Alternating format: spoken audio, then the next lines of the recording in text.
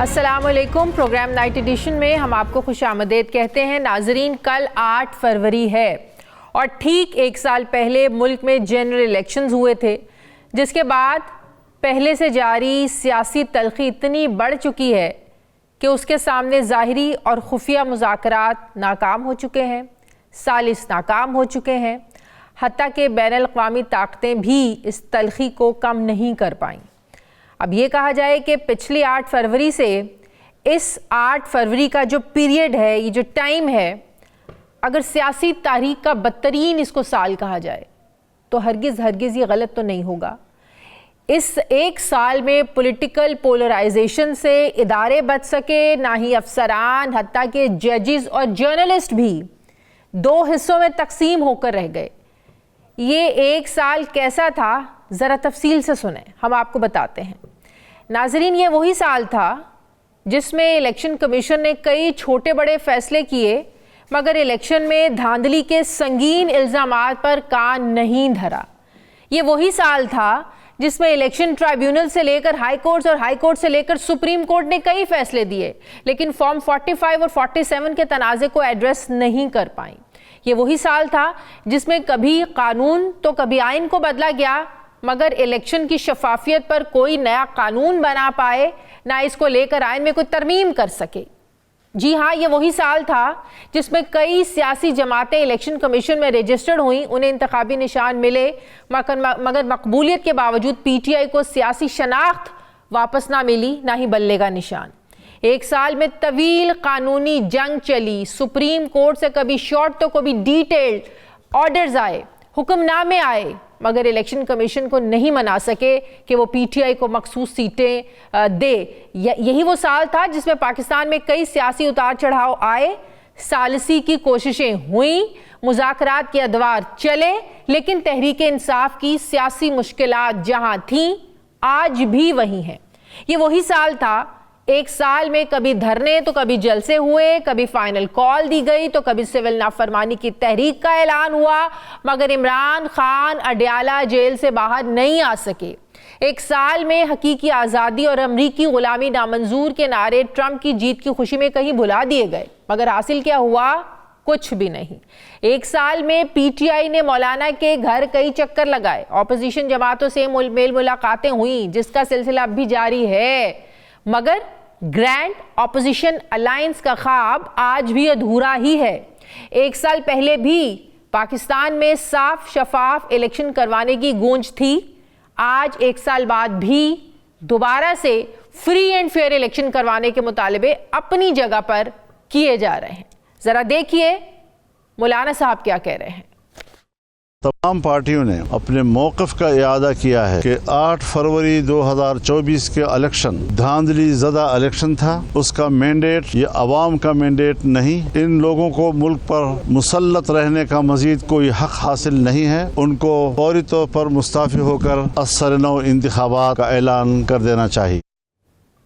ناظرین، ایک سال میں کچھ نہیں بدلا تو تحریک انصاف ایک بار پھر جارحانہ موڈ میں نظر آ رہی ہے.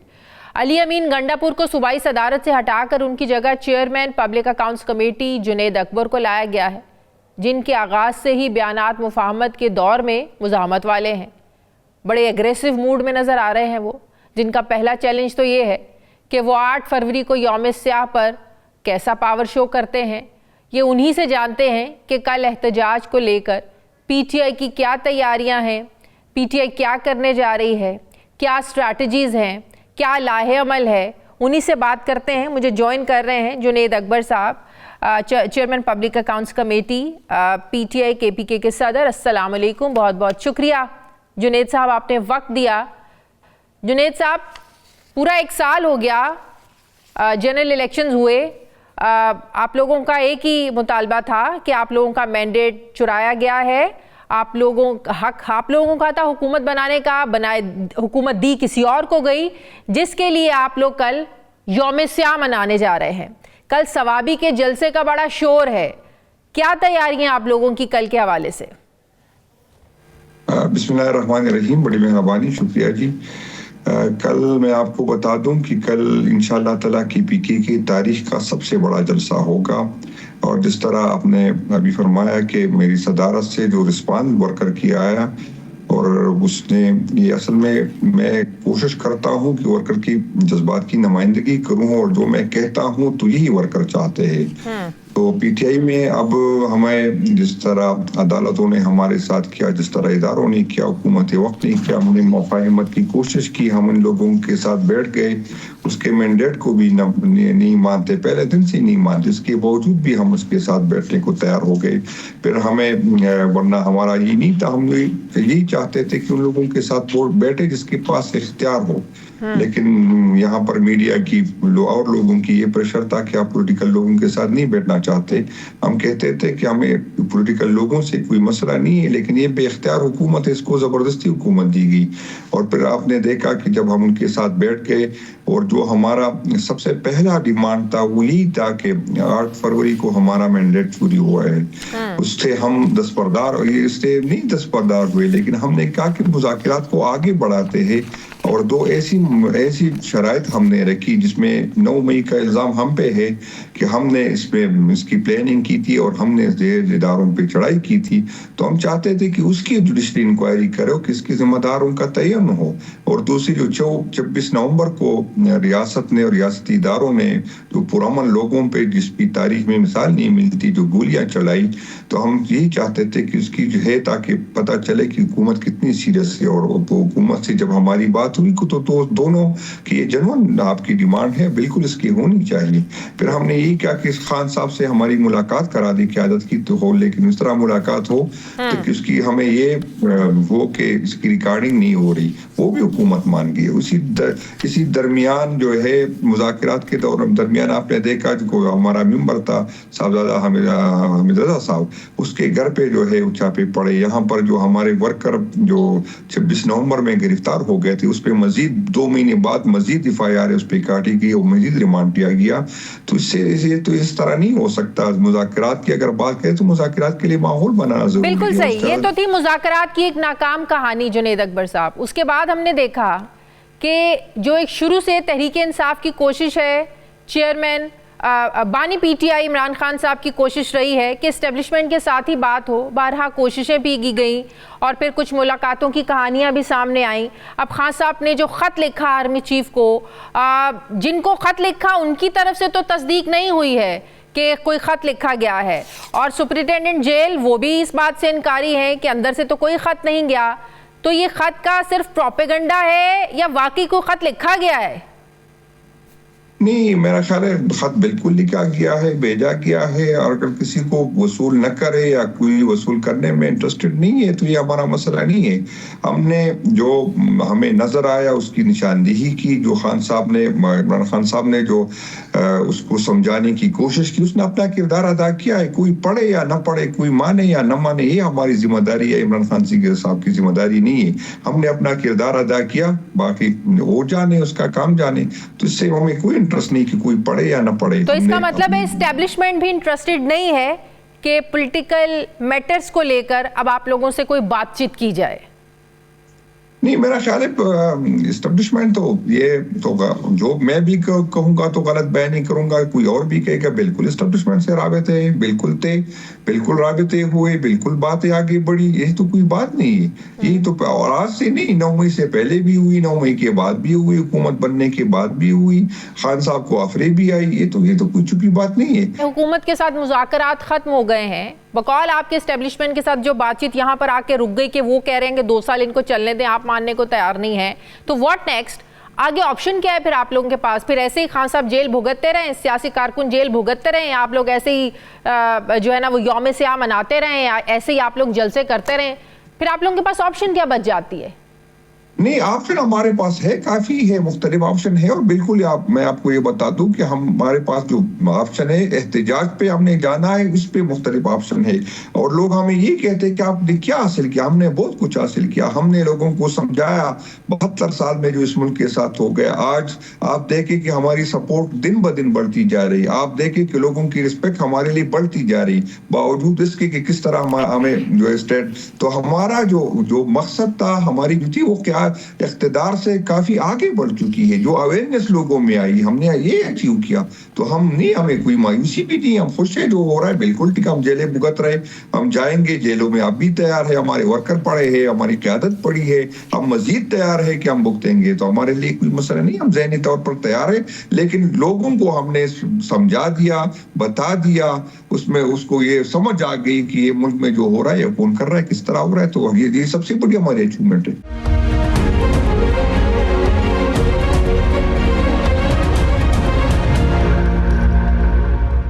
کل کا جلسہ پھر بس علامتی جلسہ ہوا نا, لاکھوں لوگ بھی آ جائیں جلسے میں, تو کیا اس سے حکومت کو تو کوئی فرق پڑنے والا نہیں ہے؟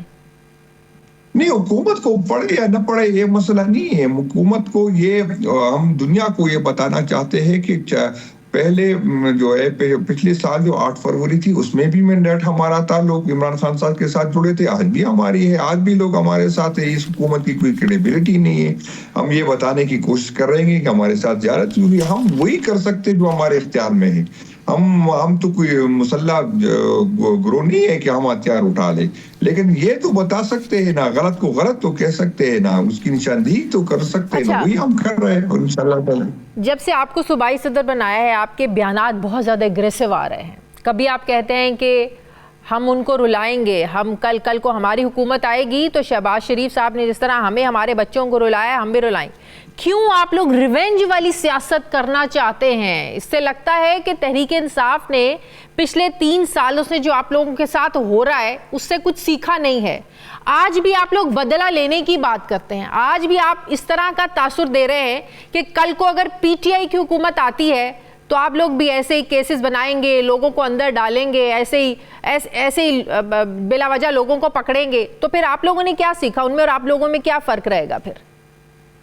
نہیں, ہم نے کبھی یہ نہیں کہا کہ بلا وجہ کریں گے. ہمارے ساتھ جو ہوا ہے, ہم نے جو جیلیں بھگتی ہے, ہماری چار دیواری کی تقدس جو پامال ہوا ہے, ہم تو انصاف کے کٹہرے میں لے کے آئیں گے. ہم اس کو اس لیے کریں, میں بالکل اس کو اون کرتا ہوں, اس پہ کھڑا ہوں کہ ایسا ہونا چاہیے تاکہ آئندہ کوئی یہ نہ کرے, کہ آئندہ کسی کے اشاروں پہ نہ یہ چیزیں نہ کرے.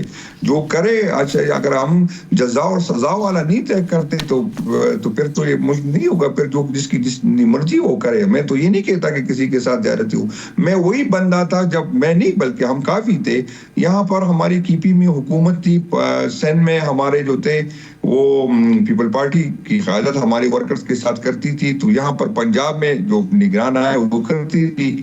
یقین کرے پارٹی کے اندر سے بہت پریشر تھا, اور میں سیم صاحب کے ساتھ ہم اور بھی دوست تھے کہ نہیں, ہماری روایات ہے, ہم کی پی میں کبھی کسی صورت یہ نہیں ہونے دیں گے کہ کسی سیاسی ورکر کے ساتھ ظلم ہو. لیکن اس کا مقصد یہ نہیں ہے کہ ہمارے ساتھ جو ہوا ہے ہم ان کا احتساب نہ کرے, ان کو انصاف کٹہرے میں نہ لائے. یہ تو ہوگا, اس سے سوال ہی پیدا نہیں ہوتا کہ جس نے کیا وہ کل بھگتے گا. یہ تو نہیں ہو سکتا کہ ہم یہ لاشیں گرائے اور ہم کہتے کہ نہیں مفاہمت کے نام پہ اس کو بخیر لاشیں گرا دی ہم نے. اس طرح نہیں ہوگا.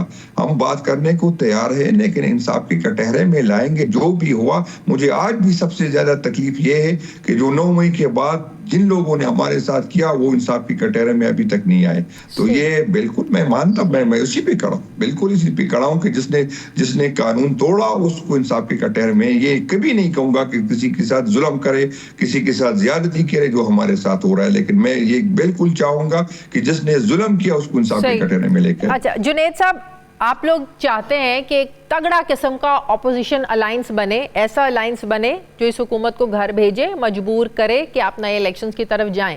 اور یہ بات کی 4 فروری کو مولانا صاحب نے, جب اسد کیسر صاحب کی طرف سب اکٹھے ہوئے, بات چیت ہوئی, نئے الیکشنز کی بات ہو رہی ہے اور اس حکومت کے جعلی مینڈیٹ کی بات ہو رہی ہے. اس کے بعد ہم نے دیکھا کہ کس طریقے سے شہباز شریف صاحب نے مولانا صاحب سے ملاقات کی. وہ ان کو بھی لگتا ہے کہ کچھ بھانپ لیا انہوں نے کہ کچھ پکنے والا ہے, اپوزیشن الائنس کوئی بننے والا ہے. لیکن یہ آپ کو بھی پتہ ہے, یہ ہمیں بھی پتہ ہے, اپوزیشن الائنس تگڑا تب تک بن نہیں سکتا جب تک مولانا کی سیاسی اور مذہبی جو ایک ان کی قوت ہے اس کا سایہ اس الائنس پر ہوگا نہیں. لیکن دوسری طرف یہ بھی ایک بات حقیقت ہے کہ تحریک انصاف اور مولانا کی جماعت میں ایک بد اعتمادی اور ایک ٹرسٹ ڈیفیسٹ ہے. دونوں پیرالل تو چل سکتے ہیں دریا کے دونوں طرف, لیکن ساتھ مل نہیں سکتے. تو یہ جو اتنا فاصلہ ہے آپ لوگوں کے درمیان, سوچ کا, نظریے کا, اختلافات, یہ کیسے ختم ہوں گے کہ آپ لوگ ساتھ چلیں؟ نہیں انشاءاللہ تعالیٰ ایسا ایک وقت بھی آئے گا جب ہم اکٹھے ہوں گے. پہلے آپ کوئی تصور کر سکتا تھا کہ ہم اور مولانا صاحب اکٹھے بیٹھ سکتے؟ ہم ایک بیس پہ آ کے ہم نے بات کی, 26ویں آئینی ترمیم میں ہمارا رابطہ تھا, اور اب بالکل آپ صحیح فرما رہے ہیں کہ فاصلے کافی زیادہ ہے, اور اس میں ہے وہ بالکل اعتماد کا فقدان ہے. اور اس دن میں میٹنگ میں بھی تھا, یہی بات ہوئی کہ ہمارے پہلے تو ہمارے ایک دوسرے سے جو شکایات ہے, جو گلے ہے, پہلے اس کے لیے اس کو دور کرے. پھر اس پہ یہ فیصلہ ہوا کہ ہم سب کمیٹی بنائیں گے جس میں پی ٹی آئی کے بھی لوگ ہوں گے, مولانا صاحب کے لوگ ہوں گے, اور وہ پہلے اس کو دیکھیں گے, اس کے فاصلے کم کرا دیں گے, اور پھر انشاءاللہ تعالیٰ آگے اتحاد میں جائیں گے. اصل میں یہاں پر میرا مسئلہ یا مولانا صاحب کا مسئلہ نہیں ہے. جو اسٹیبلشمنٹ کے ساتھ جائے گی اس کی سیاست ختم ہو جائے. بالکل وہ اقتدار تو مل سکتی ہے, لیکن عوام کی سپورٹ اس کو وہ محبت نہیں ملے گی. تو ابھی فیصلہ کرنا ہے, جس نے اقتدار کے ساتھ جانا ہے وہ جو اقتدار کے ساتھ ہوگا, لیکن عوام اس کے ساتھ نہیں ہوگی. جنہوں نے عوام کے ساتھ جونا ہے, بے شک وہ اقتدار میں رہے یا نہ رہے. یہاں پر ضروری تو نہیں ہے کہ میرے پاس اختیار ہو, میں کرسی پہ بیٹھا ہوں. اقتدار تو لوگ اس لیے بھی چاہتے ہیں کہ دلوں پہ راج کرے. ہم دلوں پہ راج کر رہے ہیں, لوگ ہم سے محبت کرتے ہیں, لوگ ہمیں عزت دیتے ہیں, لوگ ہمارے ساتھ جڑے رہتے ہیں. صحیح, آپ نے یہ بھی کہا کہ عمران خان نے بھی میری بات نہیں مانی تو میں صدارت جو ہے وہ چھوڑ دوں گا. آپ عمران خان سے کون سی بات منوانا چاہتے ہیں؟ میں نے سیاق و سباق سے, وہ اصل میں یہاں پر بدقسمتی یہ ہے کہ یہاں سے لوگ اس کی سیاق و سباق سے ارگ کو بات کی جاتی. میں نے کہا کہ پارٹی میں اگر غلط ہوگا تو میں وعدہ کرتا ہوں کہ میں سٹینڈ لوں گا, اور سب کو پتا ہے کہ میں سٹینڈ لینے والا بندہ ہوں. اگر خان نہیں مانا میں اس کو میں نے کہا کہ جو ورکر کے ساتھ ہوگا, جو ایماندار ہوگا, وہ پارٹی جس پہ شکایت ہوگی میں اس کے خلاف کھڑا ہوں گا. اگر خان نہیں مانے گا تو میں صدارت چھوڑ دوں گا. تو اس کو میں نے اس بنیاد پہ کہا. میں آج بھی وہی بات کر رہا ہوں. میری صدارت نہ خواہش تھی, نہ ضرورت تھی, نہ میں نے اس کے لیے. تو پارٹی میں تبدیلیوں کی ضرورت ہے, یہ بات آپ کو بھی پتا ہے کہ جب سے عمران خان جیل میں ہے پارٹی ایک طرف سے تتر بتر ہے, جتنے منہ اتنی باتیں. جو خان سے مل کر آتا ہے وہ اپنے الفاظوں میں آ کر کہانی کو بیان کرتا ہے, اپنے مفاد کے لیے ہر چیز بتائی جاتی ہے. باہر کے بیٹھے جو لوگ پی ٹی آئی کے پرانے لوگ ہیں وہ کہتے ہیں یہی اسی موجودہ قیادت کا قصور ہے کہ آج عمران خان جیل میں ہے. تو پارٹی پالیسیاں بھی ظاہر بدلیں گی, چہرے بدلنے کی ضرورت ہے پارٹی کے اندر. جنید صاحب نہیں, پارٹی تو اس میں ہوتا ہے, رہتا ہے. بالکل میں چاہوں گا کہ نئے لوگ آئے, میں چاہتا ہوں کہ اس کے کموڈیٹ کے, میں کیونکہ ماضی میں ہوا ہے. بالکل یہاں پر گروپیں بنی تھی, یہاں پر ایک ایسے لوگوں کو ایک دوسرے کی صرف اپنی پارٹی پہ گرپ رکھنے کے لیے غلط لوگوں کو سپورٹ کیا, اپنی سپورٹ بڑھانے کے لیے غلط لوگوں کو سپورٹ کیا, اس کو آگے لے کے آئے, اس کو آگے. تو اگر یہ روایات رہی, میں انشاءاللہ تعالیٰ کوشش کروں گا کہ یہ روایات ختم کروں, کم سے کم ٹی پی کے لیول پہ یہ ختم کروں. جو جس میں اہلیت ہو, جس میں قابلیت ہو, جس میں ایمانداری ہو, آگے بڑھے. یہ نہیں کہ مجھے کسی کو پسند ہے, کسی کو نہ پسند ہے. میرا تو نہ گروپ تھا نہ سپورٹ تھی, لیکن جب اللہ تعالیٰ نے مجھے دینا تھا, عمران خان صاحب نے دیا, لیکن اللہ تعالیٰ نے یہ پوزیشن مجھے دینی تھی, مجھے مل گئی. تو بدقسمت یہ ہے کہ بالکل یہ حقیقت ہے کہ اس پارٹی میں لوگوں نے غلط لوگوں کو سپورٹ کیا, اور غلط لوگوں کو کیا پارٹی پہ اس کا گرپ قائم رہے, اس سے نقصان ہوا. انشاءاللہ تعالیٰ کوشش کریں گے کہ آئندہ یہ نہ ہو. نئے چیف الیکشن کمیشن کی تقرری بھی ظاہر ہے, حکومت نے ترمیم ہی ایسی کی ہے کہ جب تک نئے کا فیصلہ نہیں ہوگا پرانا کام کرتا رہے گا. اور اس موجودہ چیف الیکشن کمشنر ظاہر ہے سارے مسائل کا آپ سبب ان کو سمجھتے ہیں, تو کیسے اس مسئلے پر آپ حکومت پر پریشر بڑھائیں گے؟ نہیں, الیکشن کمشنر جو بھی آئے گا کنٹرول کی یہاں پر کسی اور کے ہے. سب کو پتا ہے کہ یہاں پر ادارے کون کنٹرول کرتا ہے, یہاں الیکشن کون کنٹرول کرتا ہے. جب تک وہ نیوٹرل نہیں ہوں گے الیکشن کمیشن جو بھی آئے مسئلہ حل نہیں ہوگا. آپ جس کو بھی لے کے آئے, جب یہاں سے وہی والا معاملہ ہوگا, وہیں پر انسٹرکشن ملتی ہوگی, یہاں پر اس کے اٹھائے جا رہے ہوں گے, وہاں پر اس کو رزلٹ دے دیے جائیں گے, یہاں پر یہ لوگوں کو ایک پارٹی سے دوسری پارٹی ملے گا, تو کچھ حاصل نہیں ہوگا. چاہے جو بھی آئے نہیں کر سکتا, اور بد سے بدتر بھی آئے تو یہ ہوگا. کنٹرول کسی اور کے, ان لوگوں کو چاہیے کہ اس کو کر لے, عوام کو اختیار دے دے. یہاں پر بدقسمتی یہ ہے کہ ووٹ دینے والا اہم نہیں, ووٹ گننے والا اہم ہے. تو یہ والا معاملہ ختم کرے, کیونکہ اس سے ریاست کمزور ہوتی ہے, کیونکہ اس سے جو ہے ادارے کمزور ہوتے ہیں. اس وجہ سے اداروں کے پیچھے عوام نہیں ہے اب, اور اداروں اور عوام کے پیچھے درمیان جو ہے فاصلے بہت بڑھ گئے. تو ہماری یہ خواہش ہوگی کہ اس کو سمجھ جائے, اور کیونکہ ہمیں ضرورت ہے مضبوط اداروں کی, مضبوط پاکستان کے لیے مضبوط اداروں کی ضرورت ہے. اسی فیصلوں کی وجہ سے بلوچستان کو ہم کہاں لے کے گئی, اسی فیصلوں کی وجہ سے آج پاٹا میں دیکھیں, ہم ساؤتھ کیپی میں دیکھیں تو لوگوں کو سمجھ آ گئی. ابھی جو لوگ گئے, بلکہ پنجاب میں بھی اویئرنیس آئی, وہاں پر بھی سوچ بدلا, تو ان کو سمجھنی چاہیے کہ ایسے حالات کہ ہم کس طرف ملک کو لے کے جا رہے ہیں. بہت شکریہ جنید اکبر صاحب, ٹی آئی کے پی کے صدر, چیئرمین پبلک اکاؤنٹس کمیٹی, ہمارے ساتھ تھے. بہت بہت شکریہ آپ کا. مجھے بریک لینی ناظرین, واپس آتے ہیں چھوٹے سے وقفے کے بعد.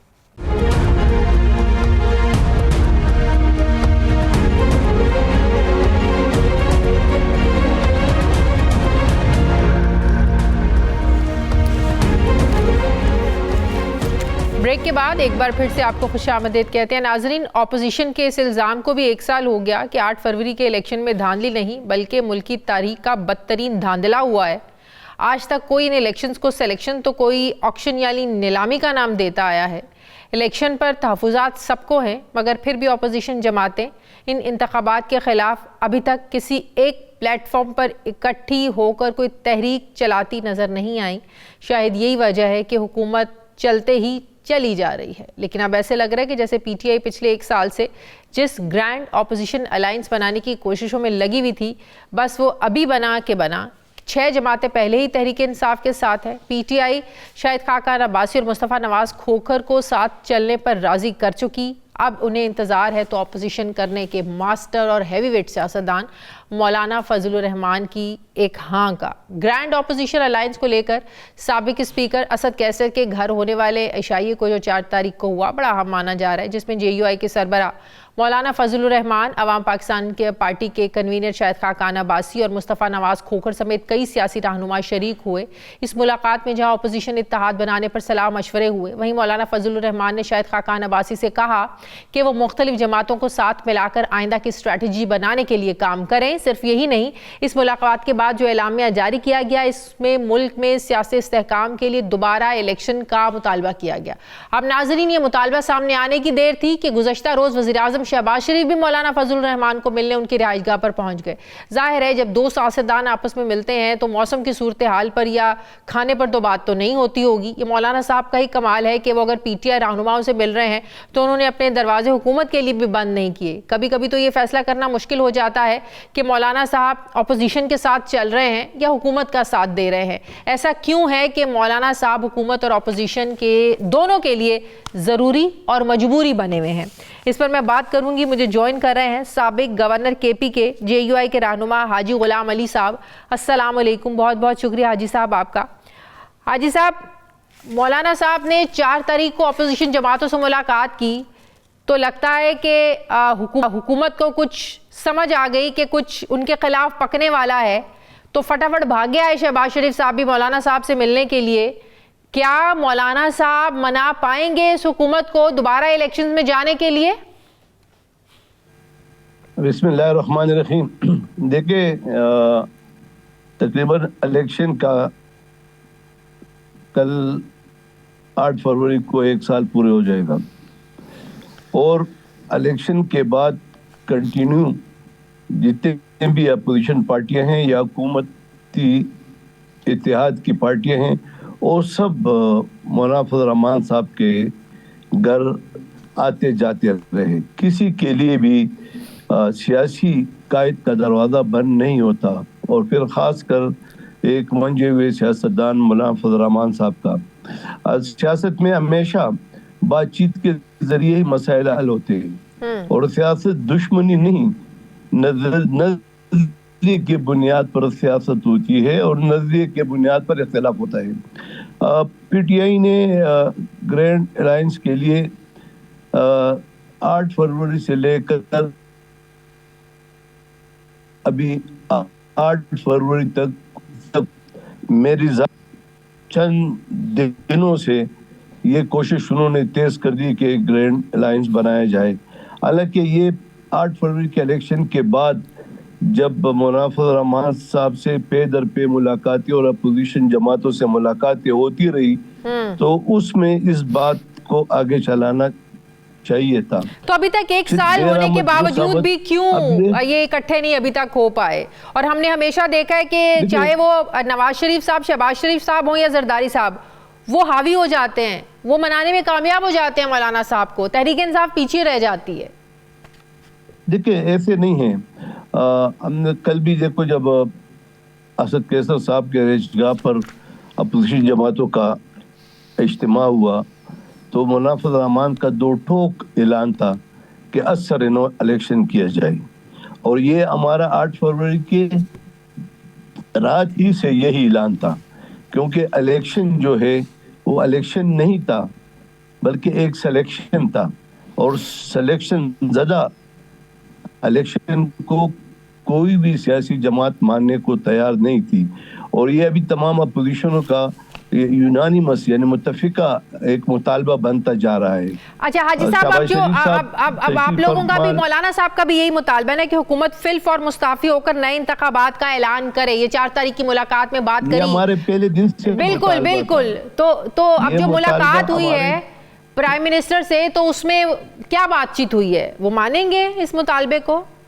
دیکھیں حکومتیں جو بھی، جس کی بھی حکومت ہو اور وہ اقتدار کے کرسی پر بیٹھا ہو، وہ کوئی بھی یہ مطالبہ نہیں مانتے. بالکل. اور جب قوم کا، عوام کا، جمہور کا پریشر آئے گا، سیاسی جماعتوں کا پریشر آئے گا، تو پھر حکومتیں ہمیشہ کے لیے، آپ تاریخ اٹھا کر دیکھ لیں، پھر وہ الیکشن کی طرف بھی جاتے ہیں اور مطالبات ماننے کی طرف بھی جاتے ہیں. ہم یہ کہتے ہیں کہ اس وقت پاکستان ایک مشکل صورتحال سے گزر رہا ہے، اور ایک معاشی عدم استحکام ہے، سیاسی عدم استحکام ہے، اور اس طرح عدم استحکام میں ملک کبھی ترقی نہیں کرے گا. تو کیا یہ بہتر نہ ہوتا کہ پھر کل 8 فروری کو، جس کو آپ بھی کہتے ہیں کہ مینڈیٹ چوری ہوا، حکومت جن کو ملنی چاہیے تھی ان کو نہیں ملی، وہ صاف شفاف الیکشن نہیں تھے، تو پھر یہ ایک اچھا موقع نہیں تھا حکومت کو میسج دینے کا؟ پوری اپوزیشن جماعتیں مل کر اس دن کو یوم سیاہ کے طور پر مناتی، پی ٹی آئی کے ساتھ ملتے آپ لوگ. میں نے کہ 1 سال گزر گیا اور اب تمام اپوزیشن جماعتیں یکجا ہو رہی ہیں، اور جب یکجا ہو جائیں گی، اور مولانا فضل الرحمان صاحب ہی نے یہ پریس ٹاک میں کہا تھا کہ شاہد خاقان عباسی تمام سیاسی جماعتوں سے رابطہ رکھے. ٹھیک ہے. اچھا، تحریک انصاف یہ کہتی ہے، ابھی جنید اکبر صاحب میرے پروگرام میں تھے، وہ کہتے ہیں کہ سے جو ہمارے رابطے ہیں، انہوں نے ہمیں آفر کی تھی کہ 2 سال کے لیے آپ خاموش ہو جائیں، 2 سال اس حکومت کو چلنے دیں، اس کے بعد جو ہے نا ہم نئے سسٹم کی طرف دیکھیں گے، پھر ظاہر ہے جو بات آگے بڑھے گی. لیکن وہ کہتے ہیں کہ ہمارے ہاتھ میں ہے، اگر ہم چاہیں تو ہمارے حالات ٹھیک ہو سکتے ہیں، لیکن ہم نہیں اس حکومت کو 2 سالوں کے لیے مزید وقت دے سکتے. تو کیا آپ سمجھتے ہیں کہ تحریک انصاف نے، عمران خان نے کہ یہ بات نہ مان کر درست کیا، صحیح کیا؟ میرے خیال میں درست کیا یا صحیح کیا میں تو اس پہ بات نہیں کروں گا، لیکن اس پہ ضرور بات کروں گا کہ ہمیں ریاست عزیز ہے، ریاست کو مد نظر رکھ کر فیصلہ کرنا چاہیے، اور ریاست کی ترقی، خوشحالی، اداروں پہ قوم کا اعتماد بڑھانے کے لیے ضروری ہے کہ اثر نو الیکشن ہو جائے. اور یہ الیکشن میرے خیال میں ہمارے ملک کی تاریخ کے سب سے بدترین الیکشن تھے.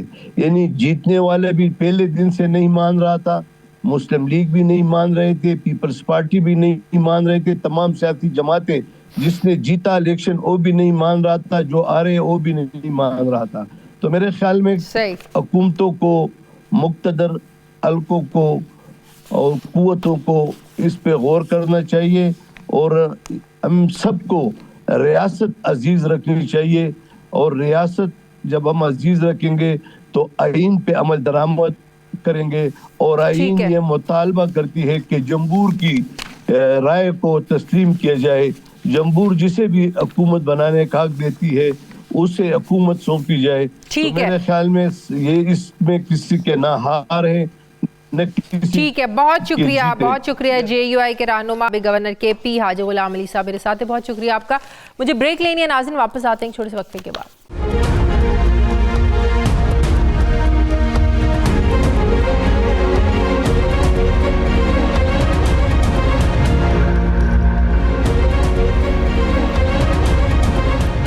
के बाद एक बार फिर से आपको खुशामदीद कहते हैं। नाजरीन, अमरीकी निज़ाम कानून में एक टर्म बड़ी यूज़ होती है, उसे कहते हैं कोर्ट पैकिंग, यानी किसी अदालत में इंतज़ामिया अपनी मर्ज़ी के जजेस की तादाद को बढ़ाए और फैसलों पर असरअंदाज हो सके। आजकल कोर्ट पैकिंग की टर्म अखबारात पाकिस्तान के निज़ाम इंसाफ के लिए भी लिख रहे हैं।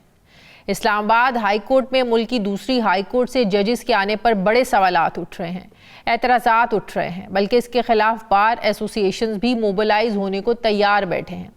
वकला तंजीमों का ये मानना है कि ये जो ट्रांसफ़र्स हो रही हैं ये बदनीयती पर मबनी है, जिससे अदलिया में मज़ीद डिवीज़न होगी, तकसीम होगी अदालत। वकला ने हुकूमत से मुतालबा किया है कि 10 फरवरी को जुडिशल कमीशन का होने वाला इजलास मुलतवी किया जाए।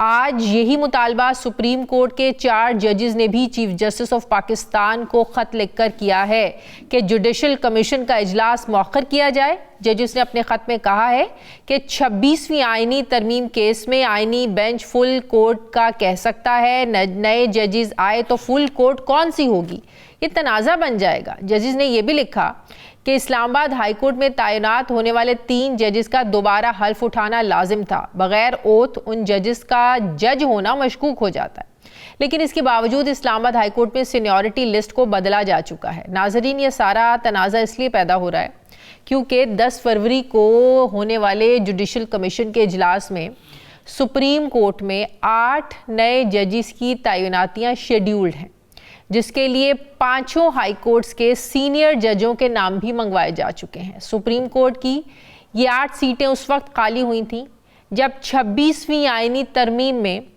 आइनी बेंच बनाया गया था और उन 8 जजेस को उस ताकतवर तरीन बेंच का हिस्सा बना दिया गया। अब उसी इस्लामाबाद हाई कोर्ट में 3 जजेस लगा भी दिए गए हैं, जहां के 6 जजेस ने 2024 मार्च में खुफिया इदारों की मदाखलत पर चीफ जस्टिस कायस फायजीसा को उस वक्त ख़त लिखा था, जिस पर कोई भी फैसला आज भी पेंडिंग है। सदर मुमलिकत आसिफ अली जरदारी ने आइन के आर्टिकल 200 के तहत लाहौर हाई कोर्ट से जस्टिस सरदार सरफराज डोगर, सिंध हाई कोर्ट से जस्टिस खादिम हुसैन सुमरो और बलूचिस्तान हाई कोर्ट से जस्टिस मोहम्मद आसिफ को इस्लामाबाद हाई कोर्ट में लगाने की मंजूरी दी है। इस फैसले के बाद लाहौर हाई कोर्ट से आने वाले जस्टिस सरदार सरफराज डोगर इस्लामाबाद हाई कोर्ट के chief justice justice Aamir Farooq के बाद सीनियर मोस्ट जज बन गए हैं। इन्हीं खदशात के पेश नज़र 1 फरवरी को इस्लामाबाद हाई कोर्ट के 7 जजेस ने सदर मुमलिकत chief justice of Pakistan justice Yahya Afridi और मुतल्लिका हाई कोर्ट्स के चीफ जस्टिस को ख़त भी लिखा था कि दूसरी हाई कोर्ट से जजेस ना लाए जाएं, ना ही चीफ जस्टिस बनाया जाए। उन्होंने ये भी मुतालबा किया था कि इस्लामाबाद हाई कोर्ट के सीनियर 3 जजेस में से ही किसी एक को चीफ जस्टिस चुन लिया जाए। जजेस ने अपने ख़त में ये कहा था कि ट्रांसफ़र होने वाले जजेस की सीनियरिटी का तयन उस तारीख से किया जाएगा जिस दिन से वो दोबारा हल्फ उठाएंगे। इस्लामाबाद हाई कोर्ट के जजेस और वकला तंजीमों की तरफ से उठने वाली इख्तलाफी आवाज़ों के बावजूद chief justice of Pakistan justice Yahya Afridi का ये कहना है, ये मानना है कि दूसरी हाई कोर्ट से जजेस का ट्रांसफ़र आइन के तहत हुआ, जो अच्छा इकदाम है जिसे सराहा जाना चाहिए। चीफ जस्टिस ने यह भी कहा था कि ट्रांसफ़र और सीनियरिटी के इशू को अलग अलग रख कर देखना चाहिए। दूसरी तरफ 3 नए जजेस की आमद से इस्लामाबाद हाई कोर्ट में बड़ी इंतजामी तब्दीलियां आ चुकी हैं। जस्टिस मोहसिन अख्तर कियानी की जगह जस्टिस सरफराज डोगर को सीनियर प्योनी जज तैनात करते हुए बेंच नंबर 2 का सरबराह मुकर्रर किया जा चुका है। इसके साथ ही इंतजामी और डिपार्टमेंटल प्रमोशन कमेटीज़ भी तब्दील कर दी गई हैं। ऐसे में अब ये सवाल उठता है कि जजेस ट्रांसफ़र पर वकला तंजीमों को इतने तहफ़्फ़ुज़ात क्यों हैं, जजेस की सीनियरिटी कैसे और कब शुरू होगी, इस पर मुख्तलिफ कानूनी आराएँ जो है वो सामने आ रही हैं। 10 फरवरी को जुडिशल कमीशन का इजलास भी है और उसी रोज़ वकला बिरादरी ने शायद दस्तूर पर एहतजाज की कॉल भी दे रखी है। तो क्या वकला हुकूमत को अपना ऑर्डर वापस लेने पर मजबूर कर सकते हैं? इसी पर हम बात करेंगे सीनियर माहिर कानून सरदार अमान साहब से। अस्सलाम वालेकुम, बहुत बहुत शुक्रिया। अमान साहब, पिछले हफ्ते कुछ लोगों से भी बात हुई, JUI के लोग भी ये कह रहे थे, कामरान मुर्तज़ा साहब मेरे प्रोग्राम में थे, वो कह रहे थे कि जो दूसरी हाई कोर्ट से जजेस को लाना ये तो 26वीं आइनी तरमीम में कहीं लिखा ही नहीं था, ये तो हटकर कर रहे हैं। तो अगर तो ये 26वीं आइनी तरमीम का हिस्सा नहीं था तो ये सब कुछ आप समझते हैं कि सब गैर आइनी था? Shazia, thank you very much, आपने मुझे ऑन बोर्ड किया। بات اسی طرح چل رہی ہے کہ 26 امینڈمنٹ کے بعد جب یہ امینڈمنٹ جو ہے مور دین 40 پٹیشنز کے تحت چیلنج ہو چکی ہے اور 27 کو ہماری ہائی کورٹ ایبٹ آباد بھی پٹیشن فائل کر رکھی ہے، اور وہاں جب ایک آرڈر ہو چکا سی ایم ایز میں کہ میٹر ریفر کر دیا گیا honourable chief justice of Pakistan کو for constitution of full bench, اور اس پہ 3 ویکس کی ڈیٹ دے کر نوٹسز کر دیے گئے فیڈریشنز کو اور تمام رسپونڈنٹس کو، تو پھر یہ سارے معاملات جو ہیں اتنی عجلت میں، جس میں اپائنٹمنٹ آف ججز تمام ہائی کورٹ کے لیے جلدی ڈیٹس رکھ کر وہ کیے جا رہے ہیں، اور پھر یہ 10 تاریخ والا جو سپریم کورٹ کی ایلیویشن کا بھی ہے، تو یہ ہماری لیگل فرٹرنٹی میں یہ بہت سخت تحفظات ہیں کہ یہ سارا کچھ اجلت میں کیوں کیا جا رہا ہے، اس کے پیچھے کیا معاملات ہیں جو ہمارے مطلب سپریم کورٹ اور ہماری supreme judicial commission of Pakistan یہ سارے معاملات جو ہیں وہ جلدی کر رہا ہے۔ اب چونکہ جب تک یہ کیس فکس نہیں ہوتا تو اس وقت تک اس کو سٹیٹس کو ہو جانا چاہیے تھا، کیونکہ کل اگر یہ پٹیشنز ایکسیپٹ ہوتی ہیں by the full bench of the honourable Supreme Court of Pakistan, تو پھر یہ جو اپوائنٹمنٹس ہیں، یہ ایلیویشنز جو ہیں اور یہ جو ٹرانسفرز ہیں، ان کا کیا لیگل سٹیٹس رہے گا؟ لیکن آپ دیکھیں نا، کچھ روز پہلے بھی اسلام آباد ہائی کورٹ کے ججز نے چیف جسٹس کو، صدر مملکت کو، متعلقہ ہائی کورٹ کے چیف جسٹس کو خط لکھا، مطالبہ کیا، لیکن اس کے باوجود 3 ججز کو لگا دیا گیا، بینچ بن گئے، کام شروع ہو گیا، تو کام تو نہیں رک رہا۔ ایگزیکٹلی جی، کام ہم تو اس لیے دیکھیں جی، ساتھ ہمارے جو سٹیک ہولڈرز ہیں وہ لیٹیگنٹس ہیں، اگر جو بھی یہ معاملات ہوتے ہیں تو سفر جو ہے وہ ہمارے لیٹیگنٹس کرتے ہیں۔ ہماری کوشش یہ رہی کہ ہم اس لیول تک نہ پہنچا جائے کہ جب ہماری عوام کو نقصان پہنچے، تو ہمارا تو یہی مطالبہ ہے، ہم ایک لیگل آرگومنٹس پہ بات کر رہے ہیں، ہمارا کسی کا کوئی پولیٹیکل، کسی کا پرسنل ایشو نہیں ہے یہ، اور یہ ہمارے آئین کا جو ہے، آئین کے ساتھ ہی کھلواڑ ہو رہا ہے، اور یہ لیکن یہی چیف جسٹس کہہ رہے ہیں کہ آئین کا آرٹیکل 200 اس کی اجازت دیتا ہے، یہ اچھا اقدام ہے، 3 ججز کے اسلام آباد ٹرانسفر پر ججز کی حوصلہ افزائی کی جانی چاہیے۔ سب سے بڑھ کے وہ کہتے ہیں کہ جو سینیورٹی کا ایشو ہے اور ٹرانسفر کا ایشو ہے، اس کو مکس کیوں کریں، اس کو الگ الگ کر کے دیکھیں۔ obviously دیکھیں جی، ٹرانسفر کا آرٹیکل 200 کے تحت بالکل یہ ہے، لیکن اس کی امپلیمنٹیشن آج تک نہیں ہوئی، کبھی بھی نہیں ہوئی۔ جہاں بھی اسلام آباد ہائی کورٹ سب سے بعد میں بنی، وہاں بھی ہر صوبے سے فریش ججز ایلیویٹ کیے گئے اور وہی چلتے آ رہے ہیں جہاں ہر صوبے کی نمائندگی موجود ہے۔ اب اگر ٹرانسفر بھی کرنا ہے تو بجائے ٹرانسفر کے آپ نئے ججز بھی ایلیویٹ کر سکتے تھے with in the territorial jurisdiction, جو ہمارا ایک پریسیڈنٹ چلتا آ رہا ہے۔ اسی طرح باقی صوبوں میں بھی یہی تھا، اور آج 1 کو ہمارے high court, Peshawar high court کے لیے ایلیویشن کا JCB کا اجلاس تھا، جس پہ 10 ججز کو ایلیویٹ کیا گیا، اور ہمارا تو ایک اور مطالبہ اس میں تھا کہ اس میں بھی جو ہے وہ اسٹیپ مدرلی ایٹیچیوڈ رکھا جا رہا ہے۔ میں ہزارہ ڈویژن یہ بار کو ریپرزینٹ کرتا ہوں ایز اے پریزیڈنٹ، تو ہمارے بار کی جتنے نامینیز تھے جی، ان کو بالکل یکسر نظر انداز کر دیا گیا، اور اس پہ پھر ہماری ایکشن کمیٹی بن گئی۔ آج ہم کل بھی اسٹرائک پہ ہیں، ہم منڈے کو بھی ہماری ہزارہ بار میں کوئی کورٹ ورک نہیں ہوگا۔ تو ہم یہ کہتے ہیں کہ یہ اگر ہے تو یونیفارم پالیسی رکھیں، اور جس کا جو حق ہے اس کو دیا جائے۔ تو 10 کو تو جوڈیشل کمیشن کا اجلاس بھی ہے، شاعرہ دستور پر احتجاج کا بھی اعلان ہے۔ یس بالکل جی، ہم تو اپنے حق کے لیے، آئین کے تحفظ کے لیے، اس سے میم جو ہمارے جوڈیشل سسٹم ہے وہ ختم ہونے جا رہا ہے، پار جو ہیں ججز کی وہ ختم ہونے جا رہی ہیں۔ ان جوڈیشل کمیشن میں جو ابھی میں اس کو لفظ سلیکشن نہیں کہوں گا، ابھی وہاں الیکشن شروع ہو چکا ہے، ابھی وہاں ووٹس پڑ رہی ہیں، اور ان ووٹس پہ فیصلہ ہو رہا ہے کہ فلاں جج صاحب ایلیویٹ ہو گئے اور فلاں کو وہ ڈسکارڈ کر دیا۔ ٹھیک ہے، بہت بہت شکریہ، بہت آپ کا سردار امان خان ماہر قانون میرے ساتھ ہیں۔ ناظرین، پروگرام کا وقت ختم ہو گیا، فیڈ بیک دیں، اپنا خیال رکھیں، مجھے اجازت دیں، اللہ حافظ۔